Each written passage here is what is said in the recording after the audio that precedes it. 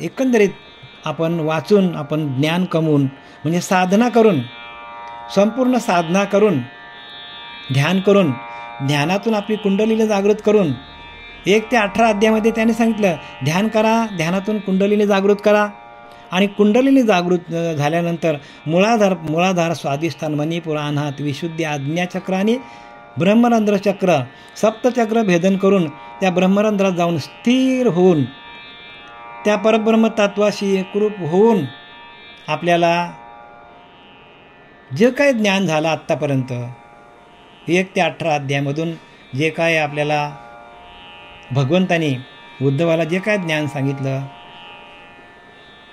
शास्त्राचं ज्ञान सांगितलं, ध्यान कसं करायचं ते ज्ञान सांगितलं, कुंडलीने जागृत करून आपण त्या स्थितप्रज्ञ अवस्थेला कसं जायचं, जीव शिवायचं ऐक्य कसं करायचं, हे आपण आपले सद्गुरू श्रीपाद बाबा पांडुरंग बाबा यांच्या कृपेनं आपण समजून घेतलं या नाथांच्या भागवतातून.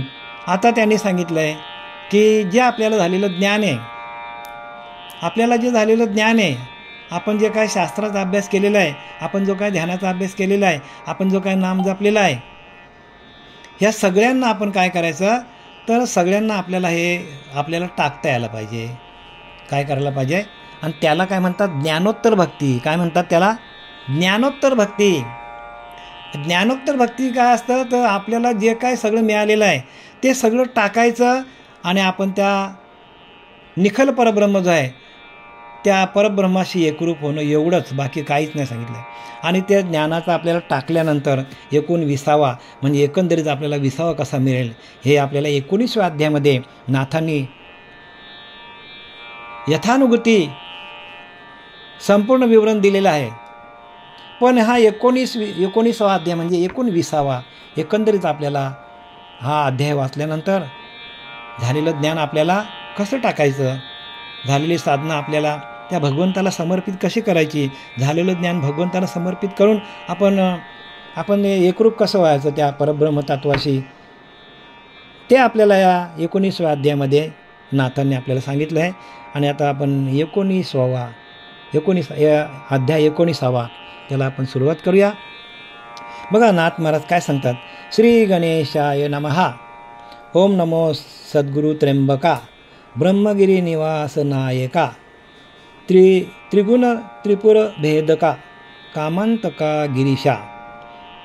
पहिल्याच ओळीमध्ये त्यांनी काय केलं आहे की पहिल्यांदा गणपतीला नमन केलेलं आहे. श्री गणेशाय नमः म्हणजे गणपती म्हणजे काय, देवा तूची गणेशू सकलार्थमती प्रकाशू. म्हणजे भगवंता तू गणपती रूपाने आहेस, पण कसा आहे देवा तूची गणेशू, भगवंता तू गणपती आहेस पण सकलार्थमती प्रकाशू म्हणजे सगळ्यांच्या मतीमध्ये सगळ्यांच्या बुद्धीला, आपण बुद्धीची देवता म्हणतो नाही का, भगवंत 14 विद्याचा दातारू आहे म्हणजे बुद्धीचा देव आहे. भगवंत बुद्धीचा काय आहे तर बुद्धीचा देव आहे. आणि म्हणून सकलार्थमती प्रकाशू म्हणजे सगळ्यांच्या बुद्धीला मनाला प्रकाश देणारा तो ईश्वर.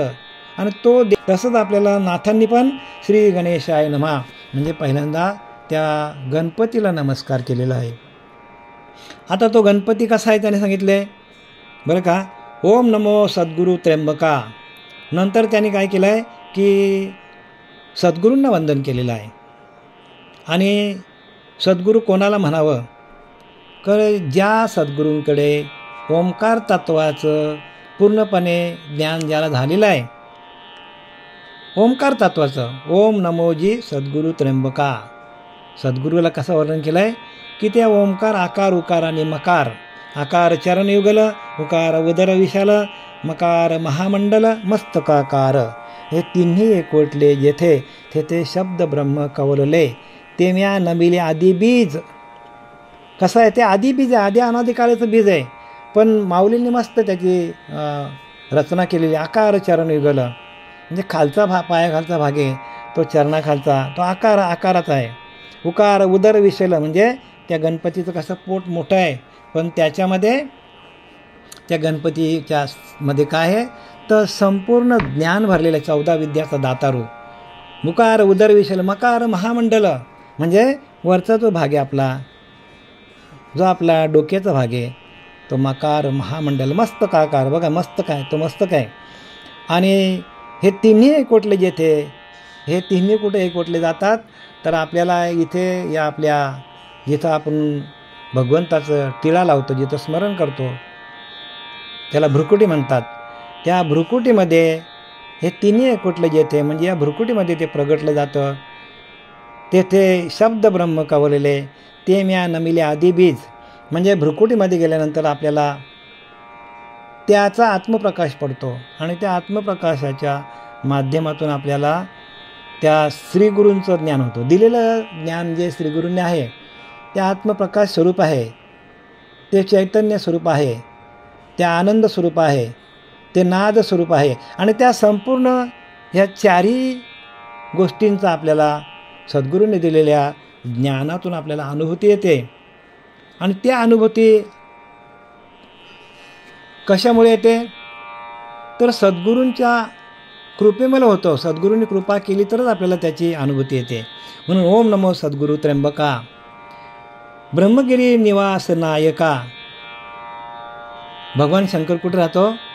आपण त्र्यंबकेश्वरला गेलो आहे महाराष्ट्रामध्ये.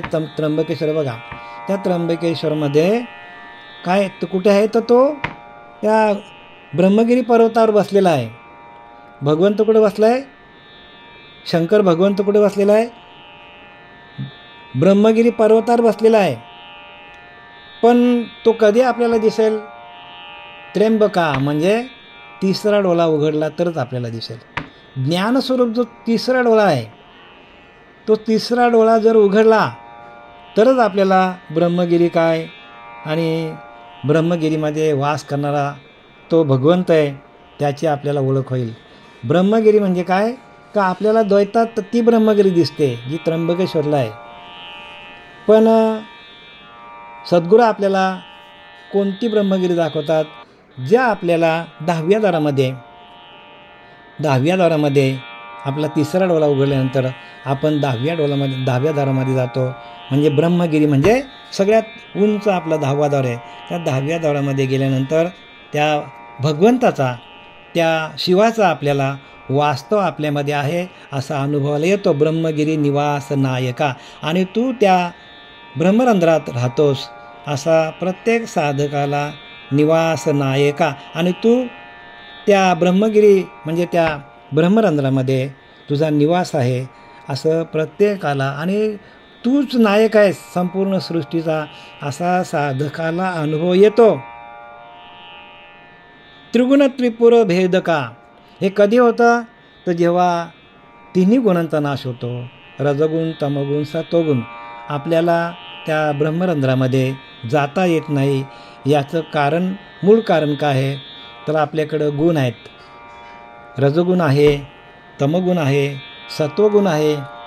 ह्या तिन्ही गुणांच्या पलीकडे आहे त्रिगुणातीत, त्रिगुणात्मक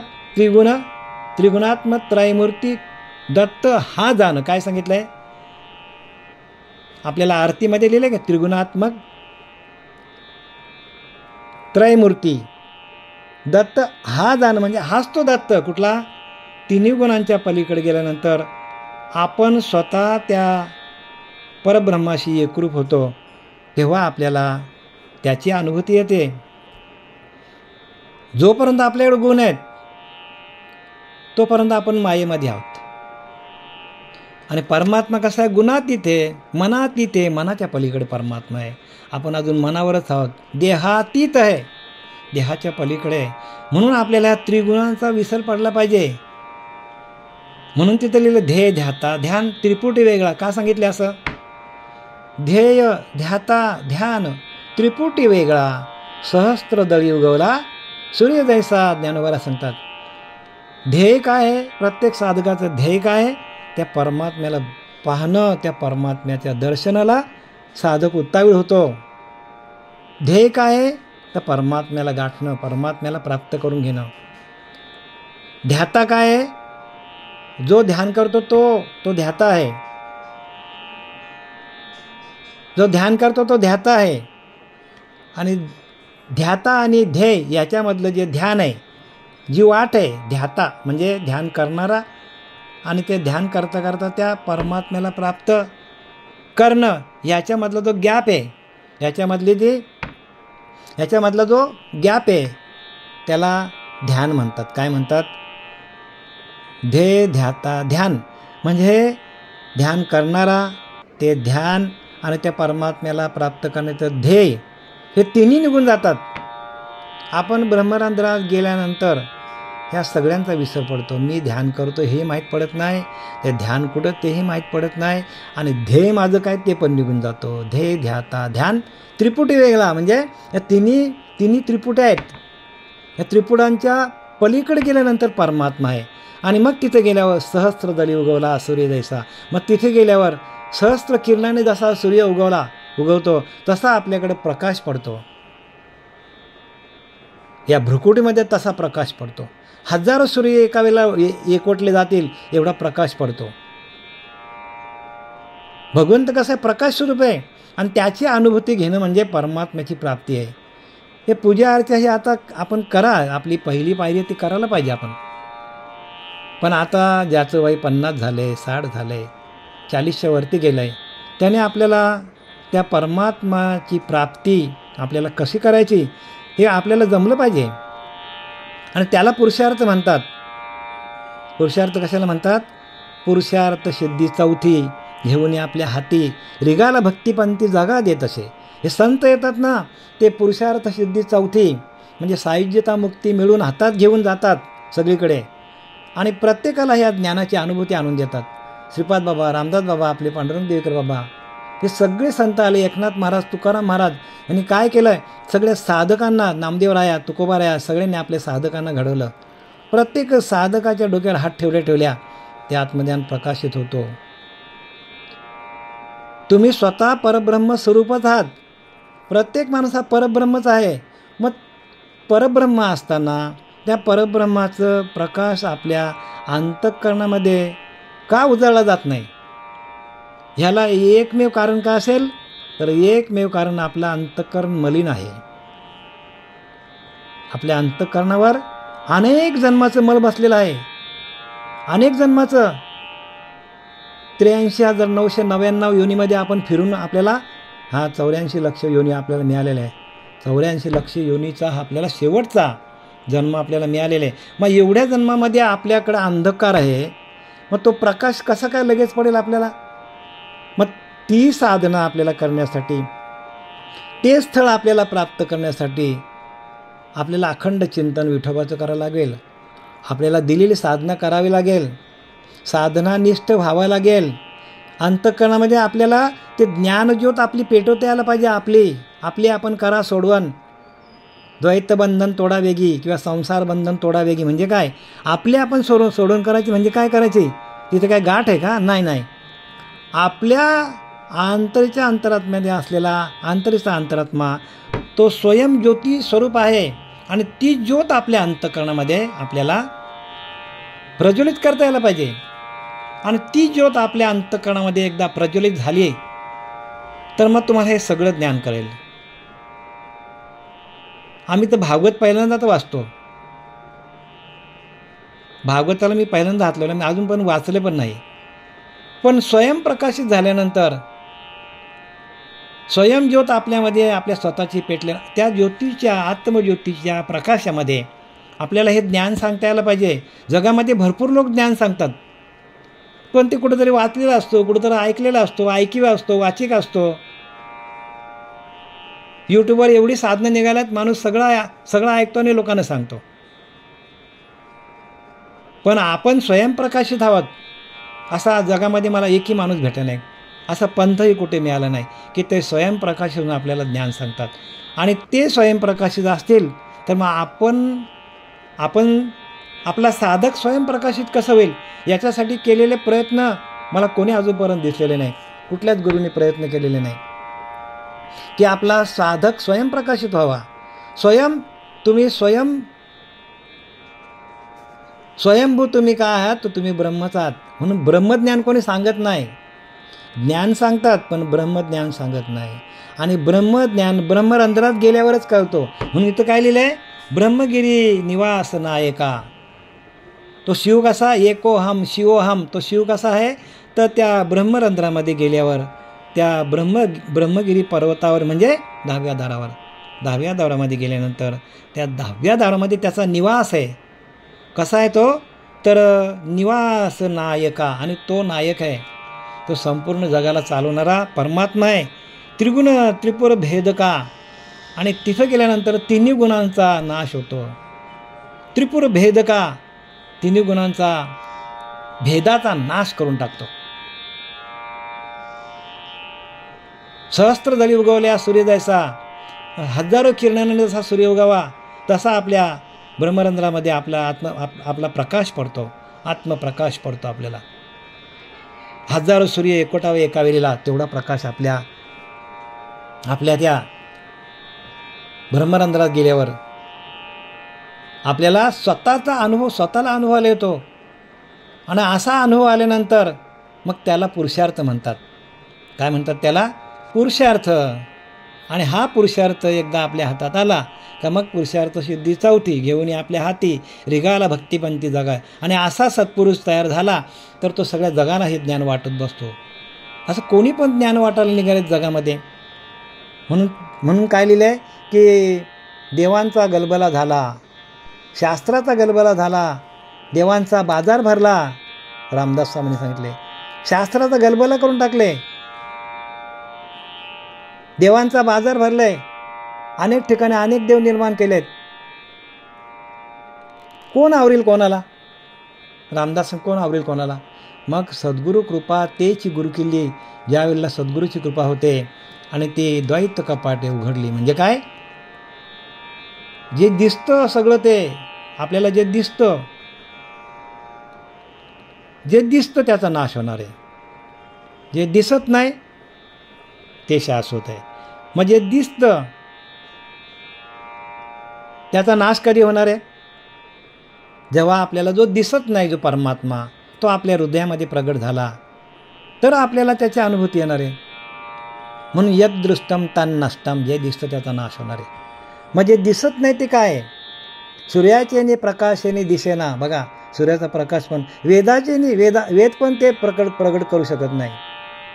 वेदांनाही नाही कळला अंतपार ह्याचा, कानडा राजा पंढरीचा. किती स्पष्ट लिहिले बघा. वेदांना पण कळत नाही, 4 वेद 6 शास्त्रांनाही कळत नाही. न कळे नेती ऐसे बोलत असे वेदश्रुती. 4 वेद 6 शास्त्र 18 पुराणे भगवंत दाखवू शकत नाही. ते सद्गुरूच्या कृपेने आपल्याला त्याचं दर्शन होतं, अंतरीच्या अंतरात्म्याचं दर्शन होतं. अंतरीचा अंतरात्मा ह्यालाच व्यापक करा, तोच आपला परमात्मा आहे. आम्ही इथे 4 वर्षे ओरडून सांगतो, पण काय करणार त्याला? कारण हा जो परमार्थ आहे हा उच्च लेवलचा परमार्थ आहे. तुम्ही ह्याच जन्मात, ह्याच देही, ह्याच डोळा पाहिन मग माझ्या मुक्तीचा सोहळा. ही इथे सगळी प्रक्रिया आहे. ह्याच डोळ्यामधून, ह्याच ध्यामधून आपण मुक्त होतो. मुक्तीच्या मार्गाला जातो आपण. प्रत्येक माणूस हा मुक्तच आहे, पण आलेलं आवरण करणारा गुरु भेटत नाही. आणि त्याच्यावर अजून आवरण चढवून ठेवतात बाकीचे पंथ. आलेलं आवरण आहे मळ विक्षेप आवरण, अहंकार, रजोगुण तमोगुण सत्वगुण. हे सगळं आपल्याला बाजूला झाल्यानंतर आपण स्वयंभू परब्रह्म स्वरूपच आहोत. प्रत्येक माणूस हा ब्रह्म आहे. म्हणून ब्रह्मज्ञानाविना उपदेश म्हणून नाही विशेष.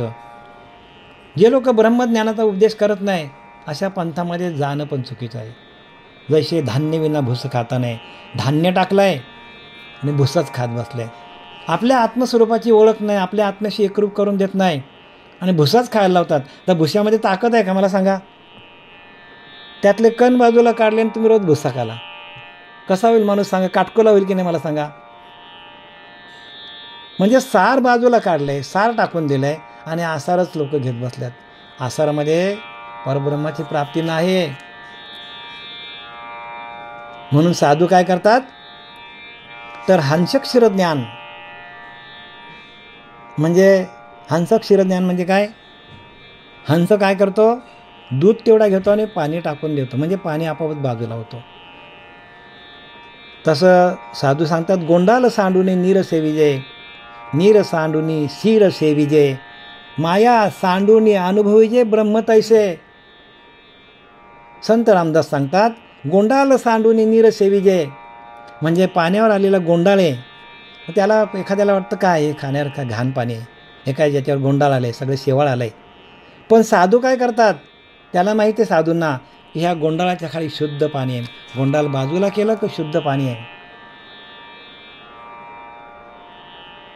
माया सांडून अनुभवजे ब्रह्म तैसे, तसं साधू काय करतात, ध्यानाला बसून ह्या मायेचा पूर्णपणे निराश करतात, विसर पाडतात. त्या परब्रह्म तत्वाशी एकरूप होतात. त्या नामामध्ये संपूर्ण काय करतात, ते विलीन होतात, नामामध्ये दंग होऊन जातात. आणि नामामध्ये दंग झाल्यानंतर ते नाद ब्रह्म तयार होतो, तो प्रकाश चालू होतो. असे त्यांना अनेक अनुभूती येतात आणि ह्या देहाचा विसर पडतो. माया सांडून अनुभव जे ब्रह्म तैसे, आणि ब्रह्माचा अनुभव घेतात साधू. म्हणून गोंडाला सांडून नीर सेविजय, नीर सांडून शिर सेविजय. हंस काय करतो, म्हणून याला हंस संप्रदाय म्हणतात. हंस काय करतो, दूध तेवढाच घेतो. तसं आपण हंसासारखं आपण फक्त ते आत्मतत्व घ्यायला पाहिजे. बाकीचा जो पाळा पाचोला जो आहे तो तुम्ही फेकून द्या, टाकून द्या, तोच तुम्हाला त्रास देणार आहे. आमच्या गुरुकडे एक माणूस आला होता. त्याने सांगितलं, मी सगळं ज्ञान मला आहे म्हणतो. ह्या पंथात गेलो, त्या पंथात गेलो, अमुक केलं तमुक केलं. आमचे सद्गुरू पांडुरंग देवेकर बाबा त्याला बोलले, तू सगळ्या पंथात आले ना, ठीक आहे, व्यवस्थित चांगलं केलं आहे, पण माझ्याकडे तुला आत्मज्ञान मिळेल. मग मी काय करायला पाहिजे, ते ज्ञान आहे म्हणतो, ते ज्ञान तुला सगळीकडे भेटलं आहे, तू ज्ञानी आहेस, पण तू आत्मज्ञानी नाही. मग मला आत्मज्ञान पाहिजे. काय बोलले, सद्गुरू राया मला आत्मज्ञान पाहिजे. मग मला काय करावं लागेल. त्यांनी सांगितलं, तुझ्याकडं आत्तापर्यंत जे ज्ञान आहे ते सगळं टाकून दे, सगळं टाकून दे आणि एकदम नील होऊन जा, रिकामा होऊन जा. कारण माझ्याकडे जे ज्ञान आहे, जे नाम आहे, त्या नामासाठी जागा सुपीक लागते. आणि ती जागा तुम्ही अगोदरच सगळं त्याच्यामध्ये भरून ठेवलं आहे, सगळं संसाराचं ज्ञान भरून ठेवलं तुम्ही. आता मला पेरणी करायलाच जागा नाही.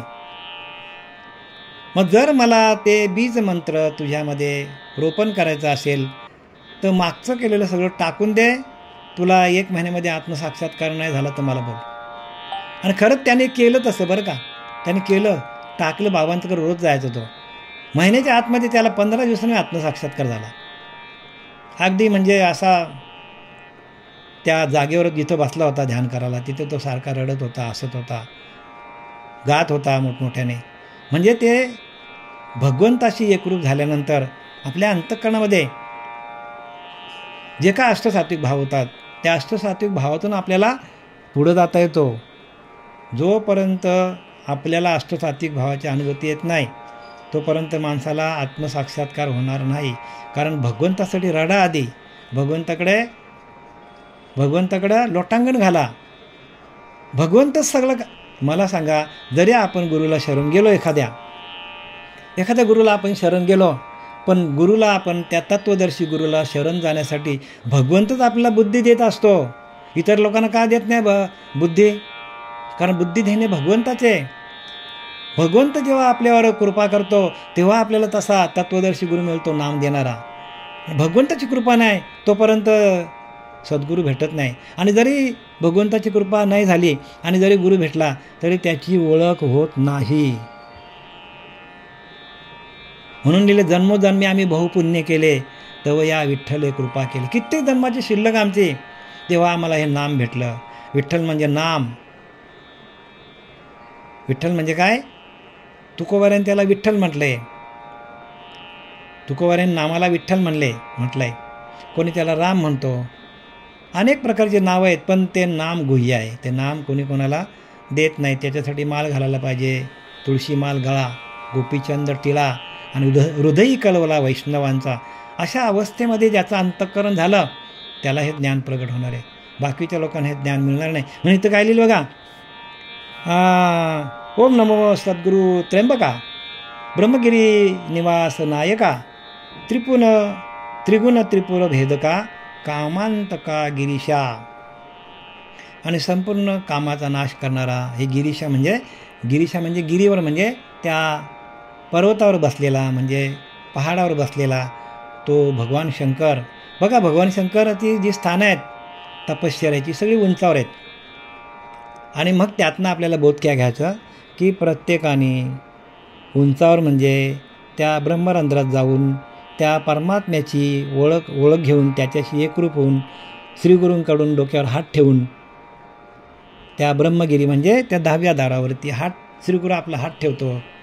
आणि मग तिथून आपल्याला ते गुरुतत्व जे आहे, जे भगवान शंकराने आदिनाथ गुरु सकळ सिद्धांचा मच्छिंद्रतायाचा मुख्य शिष्य मच्छिंद्राने बोध गोरक्षाशी दिला. आणि गोरक्षवरला गहिनी प्रसादे निवृत्तीदातारा ज्ञानदेव सारोत्सव जोईल. म्हणजे आलं कुठनं हे नाम आलं कुठनं तर भगवान शंकरापासून आलं आणि ते ज्ञानोबरायापर्यंत आलं. निवृत्तीनाथ ज्ञानोबराया आणि ते आपल्यापर्यंत आलेलं आहे. आणि अशी परंपरा आहे नामाला. आणि म्हणून हे नाम जे आहे हे सगळीकडे भेटत नाही. एखादाच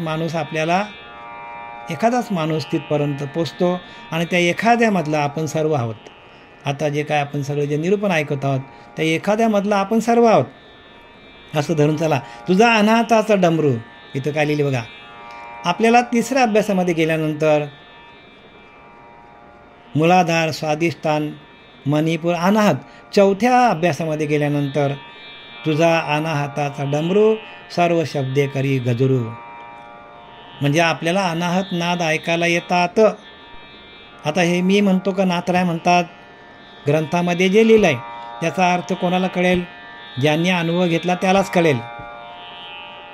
आणि चौथ्या अभ्यासामध्ये गेल्यानंतर आपल्याला तुझा अनाहताचा डमरू बघा काय सांगतात नाथराय की तो अनाहत म्हणजे कुठल्याही प्रकारचा तिथे जसं आपण आता टाळी वाजवली, टाळीवर टाळी पिटळली तर एकामेकाला टच झाल्यानंतर एकामेकाला हातावर हात आपटल्यानंतर जो आवाज निघतो त्याला काय म्हणतात? त्याला आहत म्हणतात. म्हणजे काय कशावर तरी काहीतरी आपटलं.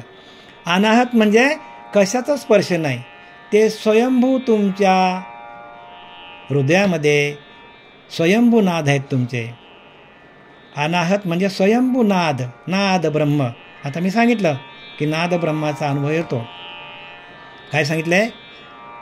तरी तुझ्या अनाहताचा डमरू सर्व शब्दे करी गजरू. ते अनाहत नाद आहेत ना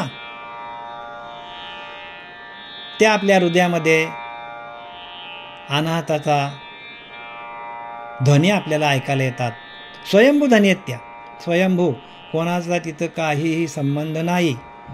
आपल्या हृदयामध्ये ज्या ध्वनी आहेत त्या चौथ्या कारण ध्यामध्ये त्या आपल्याला अनुभवाला येतात. अनाहताचा हल्लुरुगाशी समाधी बोधे निजविशी बुझावून. ज्ञानोबरा सांगतात अनाहताचा हल्लुरुगाशी समाधी बोधे निजविशी बुझावूनी. म्हणजे समाधीकडे जाण्यासाठी आपल्याला त्या नाद ब्रह्माचा आपल्याला आवाज त्या कानामध्ये आपल्याला जाणीव होते. आणि त्या नाद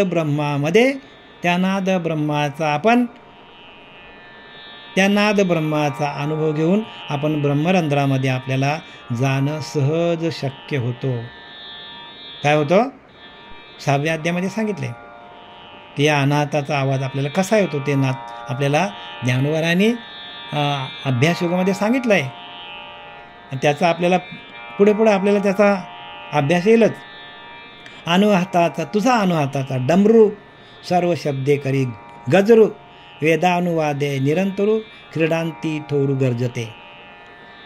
म्हणजे इथं काय सांगतात की बघा अनाहताचा जो डमरू आहे तर तो आपल्याला अनुभवाला येतो. आणि तो डमरू जो आहे तो काय करतो तर त्या डमरूच्या म्हणजे त्या नाद ब्रह्मातून आपल्याला आपले कर्म कसे करायचे. कारण भगवंताचा स्पर्श आहे तिथे. नाद ब्रह्म हाच ब्रह्म आहे. 14 ब्रह्मापैकी नाद हा ब्रह्म आहे. शब्द ब्रह्म, खम ब्रह्म, अनुभव ब्रह्म, त्याच्यानंतर अनुभव ब्रह्म, तदाकार ब्रह्म, असे 14 ब्रह्म आहेत. त्यातला नाद ब्रह्म. 14 ब्रह्मापैकी नाद हा एक ब्रह्म आहे. मग त्या नाद ब्रह्माचा आपल्याला अनुभव आला तर आपल्याला कर्म कसे करायचे. आपल्याला कर्म कसे स्वच्छ करायचे, कुठलाही वाईट कर्म आपल्याकडनं होऊ नये, ह्याची अनुभूती येण्यासाठी आपल्याला त्या नाद ब्रह्माचं स्पर्श व्हायला पाहिजे, अनुभूती यायला पाहिजे. भक्ती कर्म कसे करायचे ते आपल्याला समजतात. भक्ती कशी करायची, भक्तीसाठी आपल्याला अनुभूतीच पाहिजे, अनुभवच पाहिजे, अनुभव ब्रह्म पाहिजे. सगुण ब्रह्म, निर्गुण ब्रह्म, तदाकार ब्रह्म, हे सगळे ब्रह्म आहेत. त्यापैकी आपल्याला अनुभव ब्रह्म म्हणजे आपल्याला त्या नाद ब्रह्माचा अनुभव येतो. आणि मग एकदा अनुभव आला तर भक्ती आहे. हो, त्या नाद ब्रह्माचा अनुभव आल्यानंतर आपल्याला भक्ती काय ती कळते आपल्याला.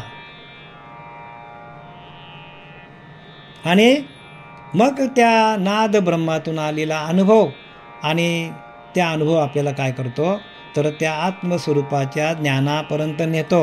मग आपल्याला ज्ञान पण होतो. म्हणजे कर्म कसे करायचे, नाद ब्रह्मातून कर्म कसे करायचे, त्या भगवंताचा स्पर्श झाल्यावर आपल्याला कर्म कसं करायचं, चांगलं काय, वाईट काय, सार काय, असार काय, पाप काय, पुण्य काय, खरं काय, खोटं काय, विवेक काय, अविवेक काय, ह्याची आपल्याला अनुभूती येते, जाणीव होते. तो परमात्मा आपल्या अंतःकरणामध्ये येऊन बसतो, आपल्या हृदयामध्ये तो स्थापित होतो परमात्मा नाद ब्रह्माच्या रूपाने. आणि मग आपल्याला कर्म कसं करायचे समजतो, चांगले कर्म करतो आणि त्यातून भक्ती निर्माण होतो. म्हणजे आपल्याला सारखं असं वाटतं की ध्यानाला बसावं, ध्यानयोग सिद्ध करावा असं वाटतो. सारखं असं वाटतं 2-2 तासाने असं वाटतं परत ध्यानाला बसावं, परत ध्यानाला बसावं. कारण तो आत्मानंद आहे, आत्मलाभ आहे. आत्मलाभासारखे गोमटे काहीच न देखे. बघा, आत्मलाभासारखा सुंदर वस्तू जगामध्ये नाही आहे. आणि तो आत्मानंद, आत्मलाभ हाच आपला परमात्मा आहे. मनुष्य देहाचे ज्ञाने सच्चिदानंद पदवी घेणे. काय लिहिले, सत चित आनंद स्वरूप आपली अवस्था आहे. आणि त्या अवस्थेला आपलं अंतःकरण जाणं म्हणजे भक्ती आहे. मनुष्य देहाचे ज्ञाने सच्चिदानंद पदवी घेणे म्हणजे मनुष्य देहाला आपण आलोय, मनुष्य देहरूपी आपण गावामध्ये आपण आलोय. तर आपल्याला सच्चिदानंद पदवी म्हणजे सच्चिद आनंद आपल्याला अंतःकरणामध्ये सच्चिदानंद स्वरूपाचा आपल्याला अनुभव यायला पाहिजे. ऐसा अधिकार नारायणाने कृपावलोकाने दिला असे. भगवंताने कृपादृष्टी करून प्रत्येक मनुष्याला तो अधिकार दिलेला आहे आनंद स्वरूप अवस्था होण्याचा. पण त्यासाठी गुरुला शरण जावं लागेल. म्हणून गुरु दाविले या वाटा. गुरु आपल्याला वाट दाखवला तरच आपल्याला ती वाट मिळतो. अन्यथा या वाटा सूक्ष्म आहे. मोडून या वाटा सूक्ष्म दुस्तर केला राज्यभार चाले ऐसा. मोडून या वाटा सूक्ष्म वाटा आहेत तिथे, सूक्ष्म मोडून या वाटा सूक्ष्म दुस्तर केला राज्यभार चाले ऐसा. आणि तो राज्यभार सांगितले. सूक्ष्म वाटातून जाऊन सगळे जे का आपले त्रिगुण आहेत, आपल्याकडे आलेले विषय आहेत, आपल्या अंतःकरणाला मर आहे, तो संपूर्ण आपल्याला या नाद ब्रह्मातून त्या प्रकाश स्वरूपातून प्रकाशाची अनुभूती आल्यानंतर आपल्याला सगळ्या वाटा आपल्याला मोकळ्या होतात. आणि त्या परब्रह्म तत्वाचा आपल्याला अनुभूती येते. आणि ते अनुभव प्रत्येक साधकाने घ्या. अनुभव हाच ब्रह्म आहे. आणि ज्याला अनुभव नाही मग त्याला ब्रह्माची प्राप्ती नाही ना. कारण 14 चतुर्दश ब्रह्म बघा, रामदास स्वामींचा दासबोधामध्ये वाचा, चतुर्दश ब्रह्म असा समास आहे. त्याच्यामध्ये नाद हा ब्रह्म आहे. त्या नादाचा अनुभव यायला पाहिजे. अनुभव हा पण ब्रह्म आहे, नादाचा अनुभव नाही हा ब्रह्म आहे. तदाकार म्हणजे त्या परब्रह्माशी, त्या परब्रह्म तत्वाशी एकरूप कसा व्हायचा हा पण अनुभव सांगितलाय. शब्द ब्रह्म सांगितलंय. असे 14 ब्रह्म सांगितलेत. आणि या 14 ब्रह्मापैकी अनाहताचा आपल्याला अनुभव आला की आपलं अंतःकरण पूर्ण शुद्ध होते. आणि त्या अंतःकरण शुद्ध झाल्यानंतर आपल्याला तशी अनुभूती येते. आणि तो डमरू कर्म भक्ती व ज्ञान यांनी गर्जना करीत असतो. बघा, त्या डमरूतून म्हणजे त्या अनाहत नादातून कर्म कसे करायचे, भक्ती कशी करायची, ज्ञान कसं, ज्ञानस्वरूप अवस्थेशी एकरूप कसं व्हायचं, हे सगळं ज्ञान देणारा आपला तो कोण आहे, तो परमात्मा आहे. आणि तो नाद ब्रह्म हाच परब्रह्म आहे. आणि त्या नाद ब्रह्माचा अनुभव आपल्याला प्रत्येकाला यायला पाहिजे. ध्यान करता करता, म्हणून ध्यान करा, काही नका करू, ध्यान करा. या लागी अर्जुना तो अभ्यासी मध्ये मिळे. हे ज्ञानवरांचं काय आहे तर ब्रीदवाक्य आहे. या लागे अर्जुना तो अभ्यासी मिळे, म्हणून अभ्यासासी काही सर्वथा दुष्कर नाही. या 8 प्रहरा माझारी मोटके निमिषभर देत जाई. 4 प्रहर दिवसाचे, 4 प्रहर रात्रीचे आहेत. या 4ही प्रहरामध्ये थोडं अर्जुना थोडं माझं ध्यान करतो. 8 प्रहरा माझारी 4 प्रहर दिवसाचे, 4 प्रहर रात्रीचे, असे 8 प्रहर आहेत. त्या 8 प्रहरामध्ये कुठल्या पण 2-4 प्रहरामध्ये आपण ध्यानाला बसा. 8 प्रहरा माझारी मोटके निमिषभर देत जाई. थोडं तुम्हाला वेळ दे असं सांगतो भगवंत अर्जुनाला, म्हणजे आपल्याला सांगतो. 8 प्रहरा माझारी मोटके निमिषभर देत जाई. मग जे निमिष देखेल माझे सुख, ते आरोचक विषय घेतील. मग जसा तुला अनुभव येईल, थोडं निमिष देखेल माझे सुख, तू माझ्या त्या आत्मस्वरूपाशी ध्यान करता करता जर त्या आत्मस्वरूपाशी एकरूप झाला, मग जे निमिष देखेल माझे सुख, ते आरोचक विषय घेतील. मग ते सुख वाढत जाईल तुझ्या अंतःकरणामध्ये आणि विषय बाजूला होतील. मग पुढे सांगतात, पुनवे म्हणून जायचे शशीबिंब दिसे हरपत ऐसे नाहीच होय.